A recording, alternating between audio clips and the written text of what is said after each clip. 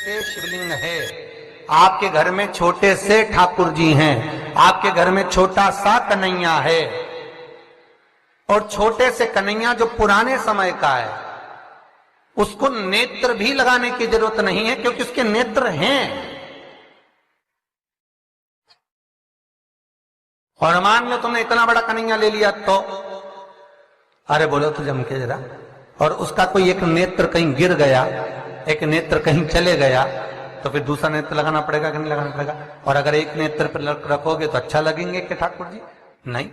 तो नेत्र होना, जितनी बड़ी मूर्ति होती है, जितना बड़ा स्वरूप होता है, जितना बड़ा शिवलिंग होता है, जितनी बड़ी मूर्ति की स्थापना होती है, उतनी उसमें सेवा की और भाव की जरूरत पड़ती है। और पार्थिव शिवलिंग हो चाहे घर में शिवलिंग हो, घर में कोई भी मूर्ति हो, वो अंगुष्ठ की आकृति से बड़ी ना हो महाराज। बस इतना बड़ा स्वरूप शंकर का, इतना बड़ा स्वरूप कृष्ण का, इतना बड़ा स्वरूप राम का, तुम्हारे घर में जो भगवान है उसका स्वरूप इतना बड़ा हो। और पुराने हैं और कोई बड़ा स्वरूप है तो पूजन करो, मना नहीं है।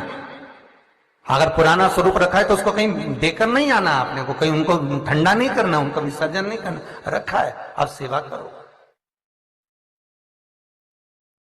पर कोई नई पूजन अगर बढ़ा रहे हो और कोई तुमसे कहे मंदिर बनाओ, इतना बड़ा शिवलिंग का निर्माण करो, तो कहते ना महाराज जी हम तो छोटा ही भला।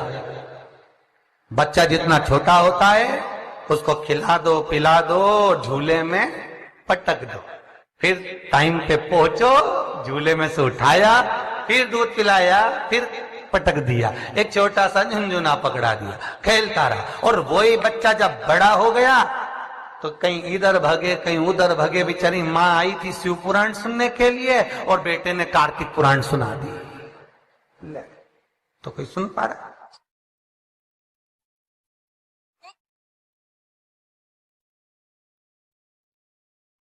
छोटा रहेगा उसकी सेवा। पार्थिव शिवलिंग का निर्माण माता पार्वती चाहती तो बहुत बड़ा शिवलिंग का निर्माण कर सकती, पर पार्थिव शिवलिंग माता पार्वती एक छोटे से पत्ते पर शिवलिंग का निर्माण करती, छोटे से पत्ते।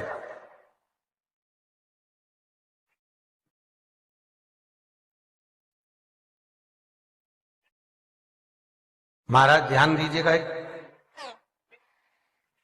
स्कंद पुराण का एक बहुत सुंदर प्रसंग है। केल के पत्ते पर, बड़ के पत्ते पर, पीपल के पत्ते पर, बेलपत्री के पत्ते पर शिवलिंग के निर्माण का अलग अलग फल है महाराज, उसका स्मरण करिए जरा। महाराज केल के पत्ते पर, जब केल का जो पत्ता होता है उस केल के पत्ते पर जब कोई विशेष तीज की तिथि पड़े, कौन सी तिथि हो? तीज हो, जैसे हरतालिका तीज हो, कोई छोटी तीज, बड़ी तीज, और यदि आप तीज के दिन केल के पत्ते पर शिवलिंग का निर्माण कर कर उसकी पूजन अर्चना करते हैं, उसका स्मरण कर कर रात होने से पहले विसर्जन करते हैं तो नारी की अखंड सौभाग्यता रहती है। दूसरा क्रम, बड़ के पत्ते पर जो शिवलिंग का निर्माण करा जाता है वो दोपहर के समय के बाद, जो समय 4 बजे से लेकर 6 बजे तक रहता है, बड़ के पत्ते पर उस शिवलिंग का निर्माण करा जाता है, छोटे से पार्थिव शिवलिंग का। ये काय के लिए होता है? तो कहा ये रोग मुक्ति के लिए होता है। कोई व्यक्ति बहुत रोगीला है और एक रोग के साथ उसके 4-4 रोग घिर रहे हो, मान लो उसको शुगर भी है, बीपी भी है, ये भी है, वो भी है, और उसको वो चीज, मान लो कोई व्यक्ति है उसका ऑपरेशन होने जा रहा है, एक सहज भाषा में लीजिए, और उसका बीपी ऊंचा नीचा हो रहा है, उसकी शुगर ऊपर नीचे हो रही है? तो क्या करना है अपन को? बड़ का जो पत्ता होता है उस व्यक्ति से उस बड़ के पत्ते के ऊपर शिवलिंग का निर्माण कराकर उसकी पूजन शाम को 4 बजे से लेकर 6 बजे के बीच में कराकर उसका विसर्जन कर दीजिए। फिर ना तो उसकी शुगर ऊपर जाएगी ना नीचे जाएगी, ना बीपी ऊंचा ना नीचा, उस व्यक्ति का आप आराम से ऑपरेशन करवा सकते।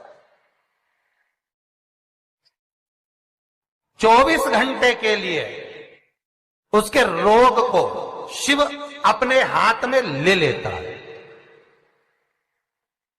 बड़ का पत्ता महाराज, इसकी कोई तिथि नहीं है, इसका कोई समय नहीं, इसका कोई पल नहीं, इसकी कोई घड़ी नहीं।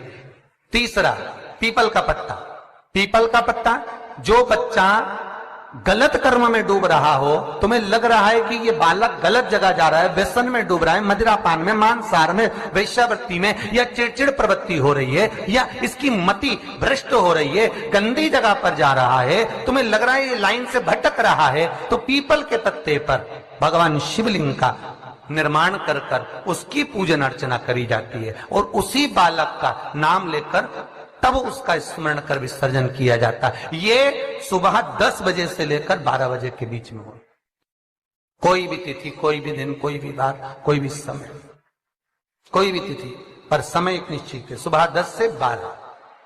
महाराज चौथा क्रम कहा है बेलपत्री के पत्ते की मध्य भाग। आप विचार करिएगा, बेलपत्री का पत्ता कोई इतना बड़ा तो होता नहीं, बेलपत्री का पत्ता होगा ज्यादा से ज्यादा एक हथेली के बराबर होगा, और बड़ा होगा तो और ज्यादा बड़ा होगा पत्ता। तो बेलपत्री के मध्य भाग में, बेलपत्री के बीच वाले भाग में महाराज जिसका व्यापार नहीं चलता, व्यवसाय नहीं चलता, कोई काम आज की जगह कल हो रहा है, कल की जगह परसों हो रहा है, और काम जरूरी में होना चाहिए, या व्यापार कुछ दिन चल के बंद हो गया, कोई नया लाइन पकड़ रहे हो, नया व्यापार करने जा रहे हो, नया कोई काम करने जा रहे हो, तो बेलपत्री के मध्य भाग पर शिवलिंग का निर्माण करा जाता है। आप विचार करिएगा, जब बेलपत्री का मध्य भाग कितना बड़ा होगा, और उस पर शिवलिंग बनाना तो एक छोटा सा शिवलिंग का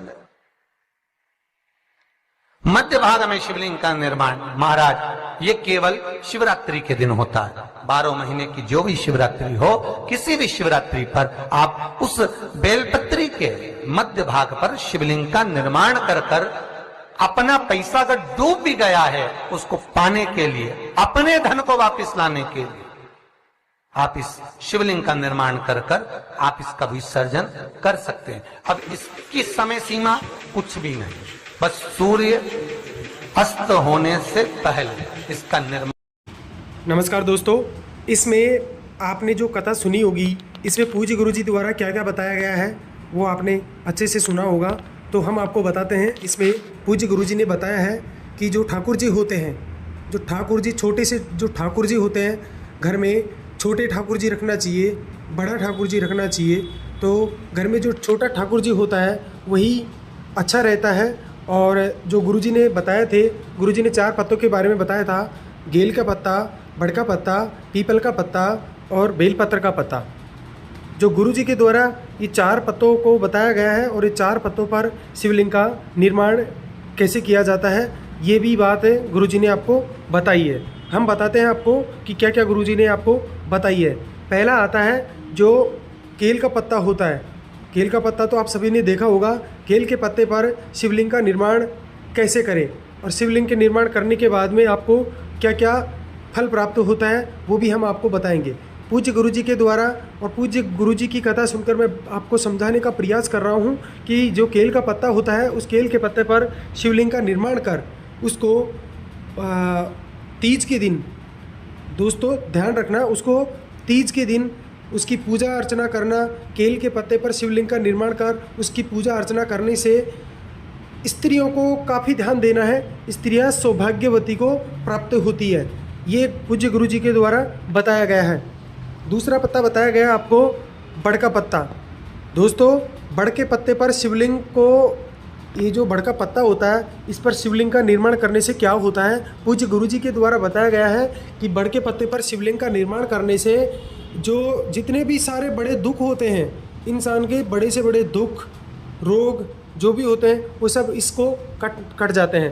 तो मैं बताना चाहूँगा आपको कि जो बड़का पत्ता होता है इस पर शिवलिंग का निर्माण करने से आपके सारे रोग, जितने भी पुराना रोग है वो सारे रोग आपके कट जाएंगे। तीसरा बताया है पूज्य गुरुजी के द्वारा, तीसरा पत्ता बताया गया है वह है पीपल का पत्ता। दोस्तों पीपल का पत्ता जो होता है उस पर शिवलिंग का निर्माण करने से क्या होता है, पूज्य गुरुजी के द्वारा बताया गया है कि जिसकी संतान किसी गलत संगत में पड़ रही है, पान मदिरा वगैरह का सेवन करती है, किसी वेश्यावृत्ति का काम करती है, तो उसकी संतान के लिए अगर पीपल के पत्ते के ऊपर शिवलिंग का निर्माण कर उसकी पूजा अर्चना की जाती है तो उसके संतान के ऊपर उसका प्रभाव पड़ता है और वो ये जो सारे गलत कर्म होते हैं उसका जो गलत कर्म होते हैं उस पर उसको फ़ायदा मिलता है। चौथा पत्ता बताया उनको, ये जो चौथा पत्ता आता है वो आता है बेलपत्र का पत्ता। बेलपत्र का पत्ता बहुत छोटा पत्ता होता है, इस पर शिवलिंग का निर्माण करना काफ़ी कठिन होता है वैसे तो, परंतु पूज्य गुरुजी के द्वारा बताया गया है कि जिसको व्यापार में घाटा हो, जिसका व्यापार नहीं चल रहा हो, जिसको धन की समस्या हो, तो वो बेलपत्र के पत्ते पर शिवलिंग का निर्माण कर उसकी पूजा अर्चना करते हैं तो उसके सारी धन संबंधी परेशानियां हैं वो दूर हो जाती है। तो ये जो उपाय आज पूज्य गुरुजी के द्वारा बताए गए, जो हमने उनके माध्यम से सुन के आपको बताया है, समझाने की कोशिश की है, बताने की कोशिश की है। अगर आपको ये वीडियो अच्छी लगी हो तो इसको लाइक करना। ऐसी और वीडियो सुनने के लिए आप हमारे चैनल को सब्सक्राइब भी कर सकते हैं और बेल आइकन को प्रेस करना ना भूलें। श्री शिवाय नमस्तुभ्यम। हर हर महादेव।